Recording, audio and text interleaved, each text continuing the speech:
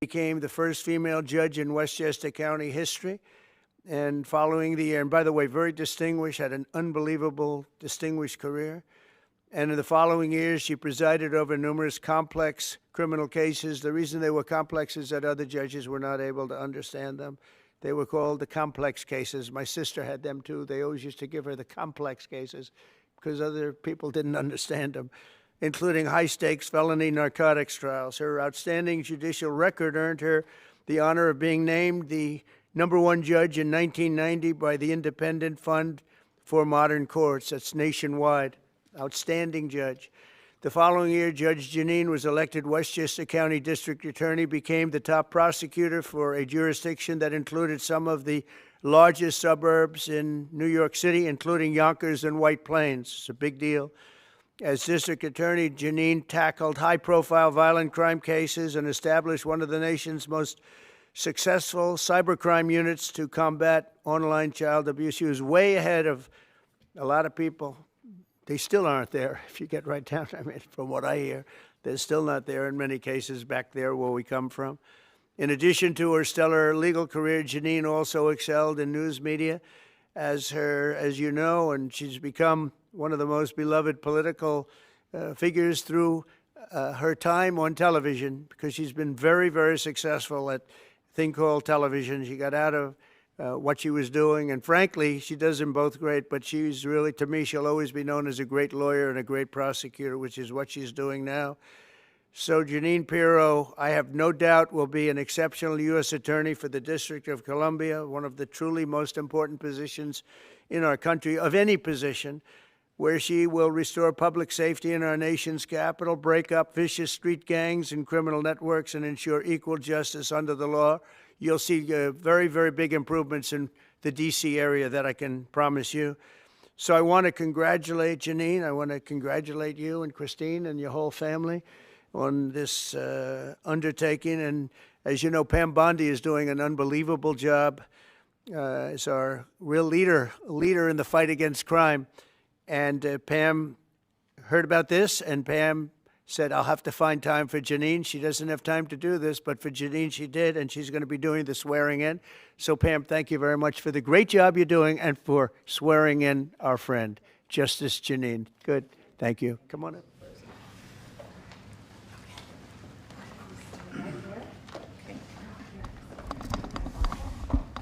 Oh, you're there. There we go. I do solemnly swear I, Jeanine Pirro, do solemnly swear that I will support and defend the Constitution of the United States that I will support and defend the Constitution of the United States against all enemies, foreign and domestic, against all enemies, foreign and domestic, and that I will bear true faith and allegiance to the same, and that I will bear true faith and allegiance to the same, and that I take this obligation freely, and that I take this obligation freely without any mental reservation without any mental reservation or purpose of evasion, or purpose of evasion, and that I will well and faithfully and that I will well and faithfully discharge the duties of of the office upon which I am about to enter. the office upon which I am about to enter. So help me God. So help me God. Congratulations. Thank you.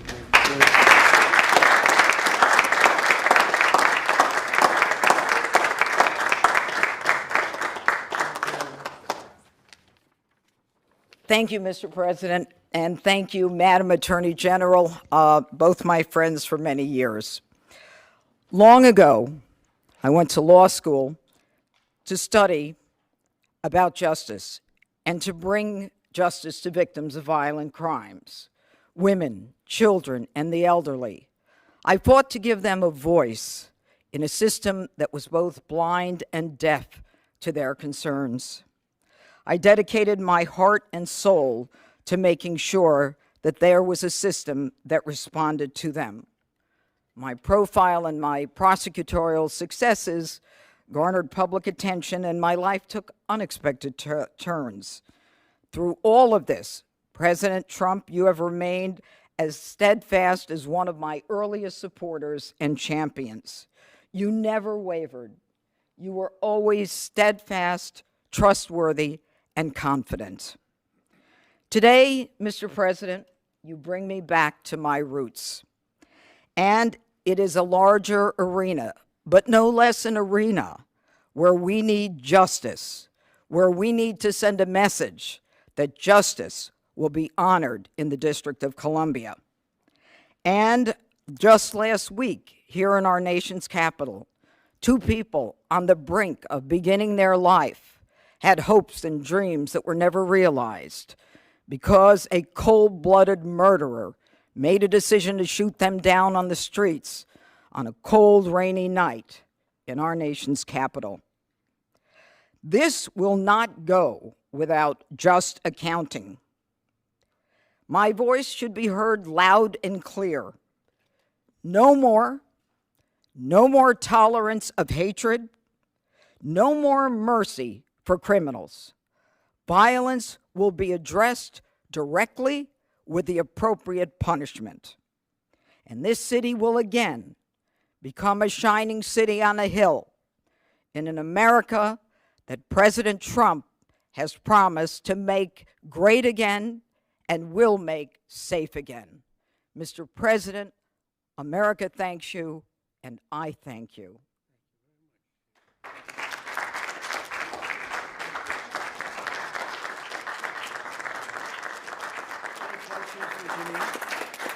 Any questions? Oh, boy. You just want to talk to him. I get it. She's going to be fantastic. Thank you very much. Thank you. Really Thank you. There's no question, because there's no doubt. We have no doubt you're going to be fantastic. Thank you, Mr. President. Mr. President, on Russia. Mr. President, on Russia. Mr. President. On Russia, Mr. President. Please. Do you believe the Russians are being disrespectful when they say that your criticisms of Putin are simply an emotional response? And do you still believe that Putin actually wants to end the war? I can't tell you that, but I'll let you know in about 2 weeks. Within 2 weeks, we're going to find out very soon. We're going to find out whether or not he's tapping us along or not. And if he is, we'll respond a little bit differently. But it'll take about a week and a half, 2 weeks. We have Mr. Witkoff is here, who's doing a phenomenal job, is dealing with them very strongly right now. They seem to want to do something, but until the document is signed, I can't tell you. Nobody can.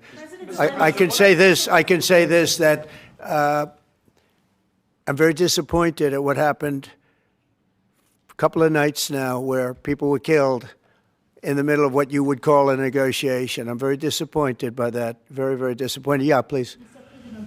President, you've called for an end to the Gaza war. Given the growing humanitarian crisis and the decision of Prime Minister Netanyahu to expand the military operation, do you have any frustration with his handling of the situation of the war? No, we're dealing with the whole situation in Gaza. We're getting food to the people of Gaza.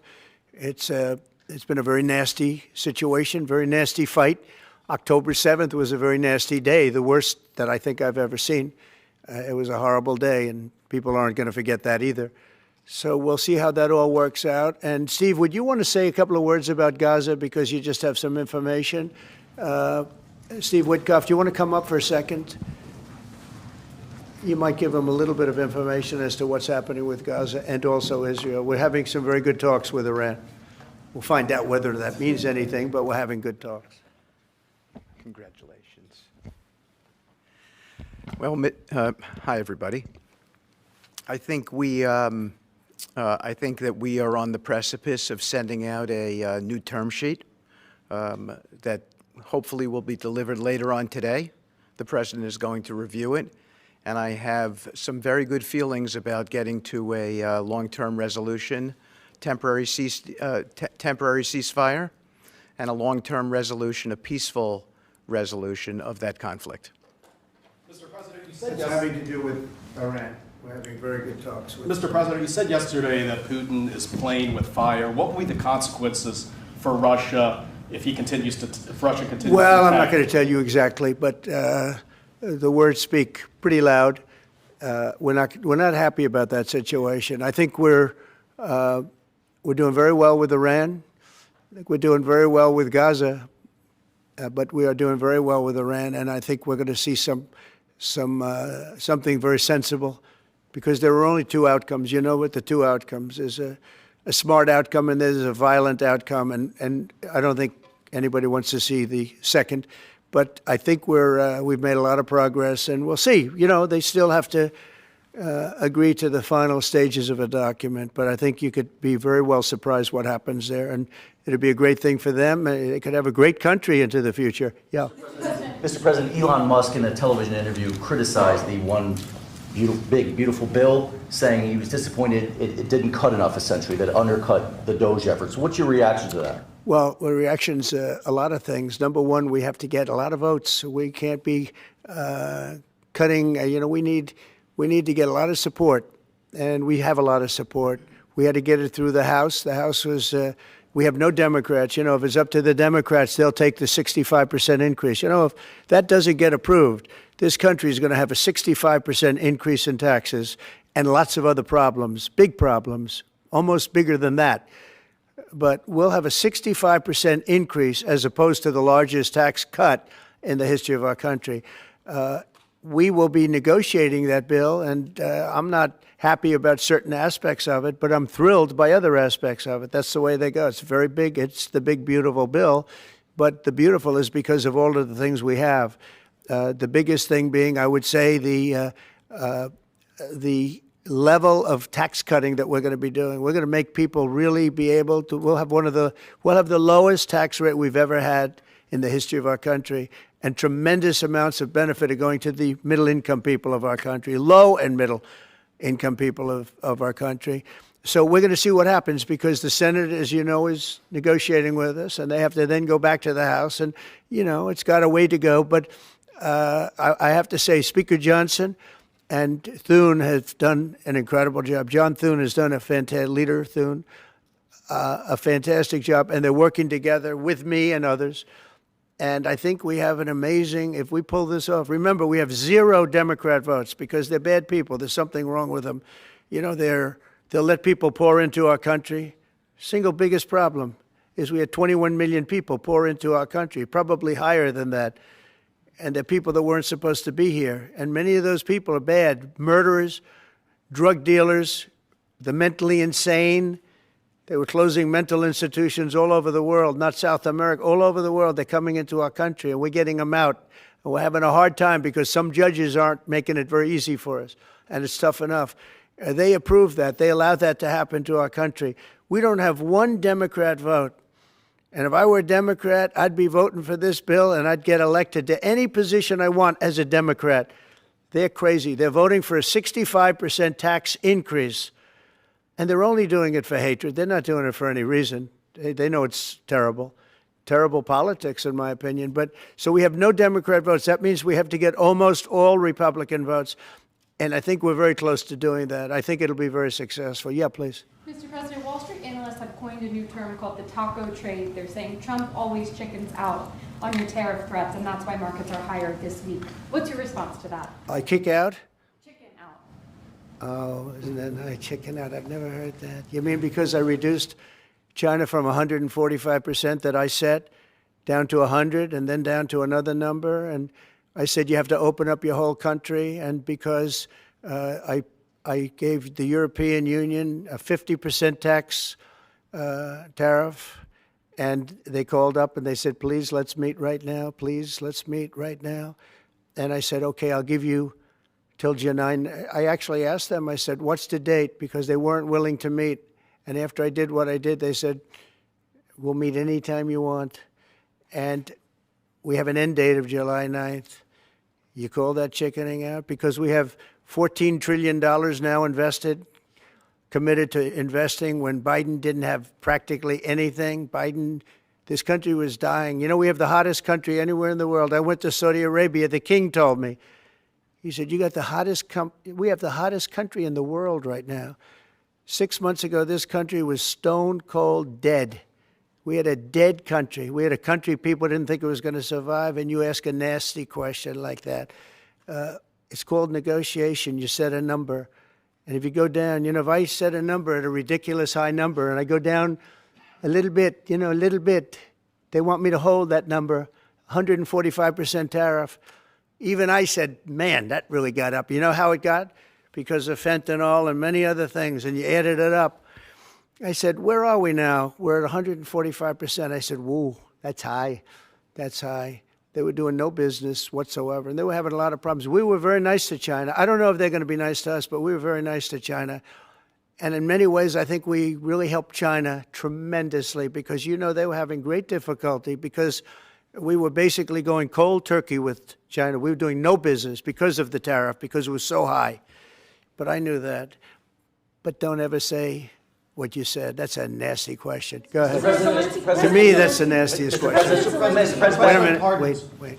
Go ahead, please. President Zelensky says he's ready to sit down with you and Vladimir Putin in Geneva, and it sounds like General Kellogg is working on preparations for that. Are you planning to sit down with the two of them? Well, I in will Geneva if it's and when? necessary. You know, it takes. We have to. I think I'm at this point. I wish it would have been that way a couple of months ago, but at this point, we're working on President Putin, and we'll see where we are. I think we're doing fine, but we'll see. I don't like what's happening. That's one thing I'll say. I don't like when I see rockets being shot into cities. That's no good. We're not going to allow it. You've always said that the war never would have started if you were Would have never president, happened, and it yet didn't he doesn't happen. seem willing to do anything that you want him to do. Do you still believe that he wouldn't have launched the war? No. We would have never had a war. We would have never had a war. If I were president, if the election weren't rigged, you wouldn't have had the war. You wouldn't have had the war. You wouldn't have had inflation. You wouldn't have had October 7th. That would have never happened because Iran was stone cold broke. They didn't have any money to give to Hamas or Hezbollah. You wouldn't have had that Afghanistan most embarrassing moment in the history of our country. You wouldn't have had any of it. You wouldn't have had inflation because energy costs. Look what happened. I brought inflation down to practically zero. And all of the groceries and all of the eggs and all of the things that you've been hearing about, they're back down. They're way down from where they were. I did something in 4 months that nobody's seen. And I have to say, in 4 months, and I said it before, and everyone's talking about it all over the world, we've got the hottest country anywhere in the world right now. We're the only country anybody's even talking about. All right, please go ahead. What stopped you from imposing new sanctions on Russia? Only the fact that if I think I'm close to getting a deal, I don't want to screw it up by doing that. Let me tell you, I'm a lot tougher than the people you're talking about, but you have to know when to use that. If I think it's going to hurt a deal, this isn't my war. This is Biden's war, Zelensky's war, and Putin's war. This isn't Trump's war. I'm only here for one thing, to see if I can end it, to save 5,000 lives a week and a lot of money, the money being much less important, because I made that money. I went to Saudi Arabia, Qatar, and UAE, and we brought back $5.1 trillion. So I made that money in about 2 hours, the money that we're talking about, but it's still think of it, $300 billion we've spent with no checks, no balances. They just send cash. You can imagine what's happened to that money. I never saw anything like it in my life, but I'm more interested because I picked up $5.1 trillion and, by the way, got a beautiful, big, magnificent, free airplane for the United States Air Force, okay? Very proud of that, too. They tried to say, oh, it's Trump's airplane. Oh, yeah, sure. It's too big. It's frankly, it's too big, much too big. When can we expect that to be the Air Force One? Well, it's here already. Yeah. It's in the country. It's being refitted for military standard. How much will it cost to refit it? Oh, I don't know. Whatever it is, a hell of a lot less than building a new one. We're waiting too long from Boeing. Boeing has got to get its act together. Yeah. Sir, on Nippon Steel, this arrangement that was just announced in Yeah. the golden share, is that an arrangement you would consider for TikTok as well? Nothing to do with TikTok. Totally different kind of a deal. We'll have to get, to do it properly, we'll probably have to get China's approval. China's never easy. China's never easy. But I think we'll be able to save TikTok. I'd like to save TikTok. I mean, TikTok was very good to me. I won the young people by 37%. No Republicans ever won, and I won by 37%. And Charlie Kirk will tell you TikTok helped, but Charlie Kirk helped also. Oh, he just happens to be here. Look at him. He loves that we mentioned that name, right, Charlie? He's done great, and I appreciate all the help. But with young people, we won by 37%, Charlie, and you helped. But TikTok was amazing. And he was the first one. He said, get on TikTok. So I have a little bit of a warm spot. I know I shouldn't. They'll say quid pro quo, put him in jail for the rest of his life, quid pro quo. No, TikTok was very good to me. I won young people. I don't know if it was because of TikTok, but it was something happened. No Republican has ever won they call them young people. Young people, you can define it a lot of different ways, but I won every age group in young people. And it never happened, and won by 37%. That's a lot. Yeah. President, back on Iran, did you warn Prime Minister Netanyahu against taking some sort of actions that could disrupt the talks there in a phone call last week? Well, I'd like to be honest. Yes, I did. Next question, please. Just last on sanctions. I did, yeah. If Senate Republicans want to push It's not a warning. I said I don't think it's appropriate. What exactly did you tell him? Did I you just said caution I him? don't think it's appropriate. We're having very good discussions with him, and I said I don't think it's appropriate right now. Because if we can settle it with a very strong document, very strong, with inspections and no trust. I don't trust anybody. I don't trust anybody. So no trust. I want it very strong where we can go in with inspectors. We can take whatever we want. We can blow up whatever we want, but nobody getting killed. We can blow up a lab, but nobody's going to be in the lab, as opposed to everybody being in the lab and blowing it up, right? Two ways of doing it. Yeah, I told him this would be inappropriate to do right now because we're very close to a solution. Now, that could change at any moment. Could change with a phone call. But right now, I think they want to make a deal, and if we can make a deal, save a lot of lives.